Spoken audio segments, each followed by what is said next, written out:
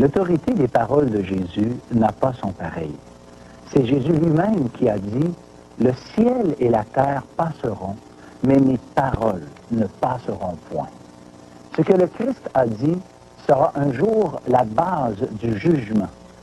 Rejeter ses paroles équivalent à le rejeter lui. Celui qui me rejette et qui ne reçoit pas mes paroles a son juge. La parole que je vous ai annoncée, c'est elle qui le jugera au dernier jour. L'Évangile de Jean, chapitre 12, verset 48. Savez-vous comment on rejette le Christ?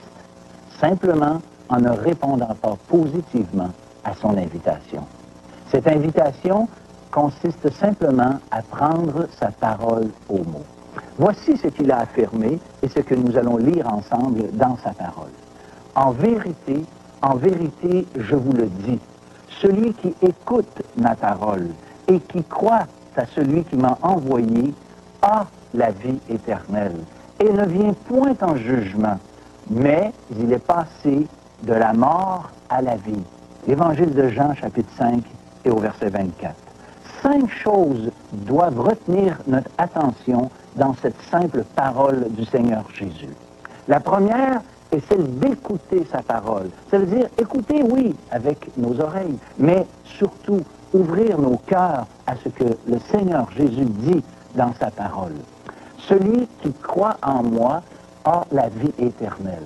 C'est quelque chose de merveilleux parce que c'est dès à présent que cette vie éternelle est offerte à tous ceux qui remplissent ces conditions. Ne vient point en jugement. Voilà une autre chose qui est dit dans ce verset. Il ne vient point en jugement parce que le Christ lui-même, sur la croix du Calvaire, a passé en jugement à notre place. Et c'est pour cette raison que maintenant Dieu peut vous offrir un parfait pardon. Une autre chose mentionnée, il est passé de la mort à la vie. La vie, c'est le rétablissement de la relation rompue à cause du péché qui avait été mis dans la vie de l'homme et cette relation avec son Créateur a été rompue. La Bible appelle cela la vie éternelle, cette relation. Et c'est ainsi maintenant que nous devons venir à Dieu, réaliser que c'est lui maintenant qui peut nous sauver. Je vous invite à prendre cette décision, prendre sa parole au mot, et vous allez ainsi recevoir cette promesse que Dieu a dite.